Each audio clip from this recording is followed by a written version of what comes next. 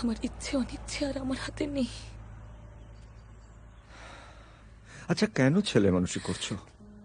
আমি আর ছেলে মানুষ করবো না, কথা দিচ্ছে। আমি সরিয়ে নেবো নিজেকে, মাত্র কয়েকটা দিন প্লিজ। আমরা যে এখানে দেখা করবো কেউ জানতে পারবে না। আমাকে শক্ত করে জড়িয়ে ধরুন নিবেদা, প্লিজ। তুমি কি চাইছো?